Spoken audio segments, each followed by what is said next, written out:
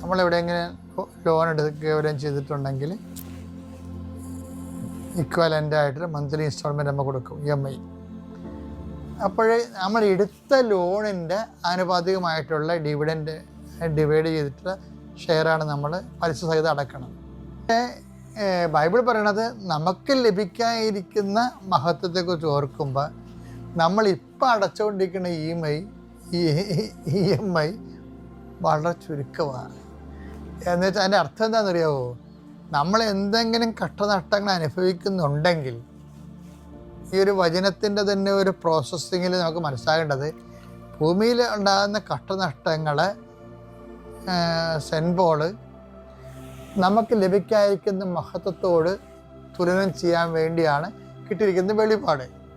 അങ്ങനെ വരുമ്പോൾ എന്താ വിഷയം എന്ന് പറയുന്നത്, നമുക്കുണ്ടാകുന്ന കഷ്ടനഷ്ടങ്ങളെ എന്തു ചെയ്യണം?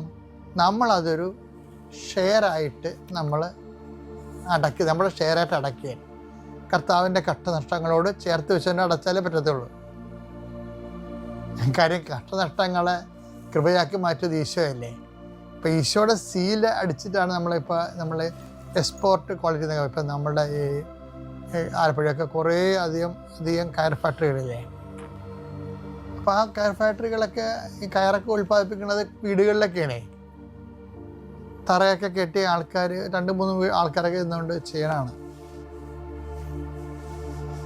പക്ഷേ അത് വലിയ കമ്പനിയിൽ ചെല്ലുമ്പോൾ അവരത് ഡ്രിം ചെയ്തിട്ട് അതിൻ്റെ കറക്റ്റ് ചെയ്തിട്ട് അവിടെ സീലടിക്കുമ്പോഴാണ് അത് എക്സ്പോർട്ട് ക്വാളിറ്റി ആയിട്ട് മാറുന്നത്.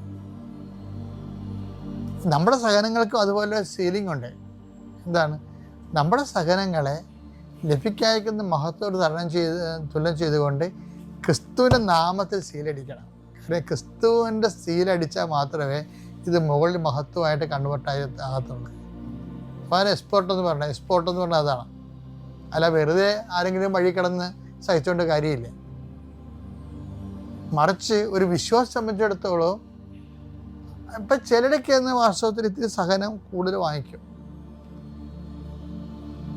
അവിടെ ഇപ്പം ഈശോയ്ക്ക് ഒന്നും മാക്സിമം വാങ്ങിച്ചില്ലേ. അതിൽ ഈശോയുടെ നല്ല പ്രായത്തിൽ ഈശോ മരിച്ചു എന്നുള്ളതാണ്. എപ്പോഴും നമ്മുടെ മക്കളൊക്കെ തന്നെ ഇല്ലേ, 20 വയസ്സിലൊക്കെ മരിക്കണ മക്കളില്ലേ, 30 വയസ്സിൽ മരിക്കും. അപ്പന്മാർ തന്നെ നമുക്ക് 3-4 വയസ്സുള്ളപ്പോൾ മരിക്കും,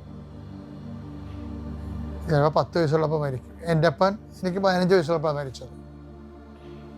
അപ്പോൾ ഈ വിഷയം അപ്പോൾ നമുക്കുണ്ടാകുന്ന കഷ്ടങ്ങളെന്ന്, ഇന്നത്തെ കഷ്ടതയെന്ന് പറഞ്ഞാൽ എന്താണ്? ഇന്നത്തെ കഷ്ടതകളെ